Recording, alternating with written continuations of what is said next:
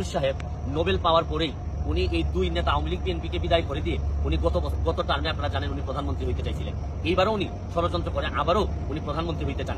এবার প্রধান উপদেষ্টা ডক্টর মোহাম্মদ ইউসুফের বিরুদ্ধে গিয়ে সাবেক এমপি সুমন কথা বলেন।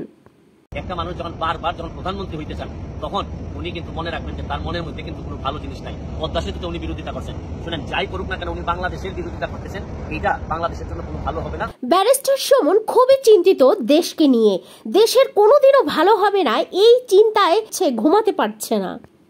এবং উনি যত বড় নোবেল বিজয়ী হন না কেন নিজের দেশের বিরোধিতা করে আমার মনে হয় উনি কোনোদিন মানুষের মনে জায়গা নিতে পারবেন না।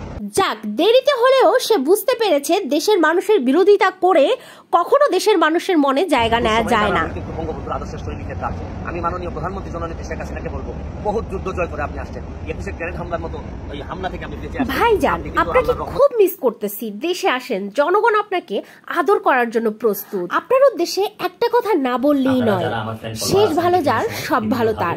আপনি এখন থাকতেন হিরো, শেষে কিছুদিন কিছু কথাবার্তায় আপনি এখন জিরোতে পরিণত হয়েছেন। এখন আপনার সামনে বা পেছনে কোনো সংখ্যাই নাই, আপনি জিরো, টোটালি জিরো। কোটা সংস্কার যে আন্দোলন, এই আন্দোলনে বা বৈষম্য বিরোধী ছাত্র আন্দোলন, এই আন্দোলনে কোটা সংস্কারের জন্য আমি সবসময় আপনাদের সাথে ছিলাম এবং এটাতে যারা আহত নিহত হয়েছেন তাদের পক্ষেও, এই বিচারের পক্ষেও আমি ছিলাম। শুনতে পেয়েছেন সবাই, সুমন ভাইয়া কিন্তু এই ছাত্র আন্দোলনের পাশে সব সময় ছিল, কিন্তু ছাত্ররাই কেন জানি না বুঝতে পারেনি।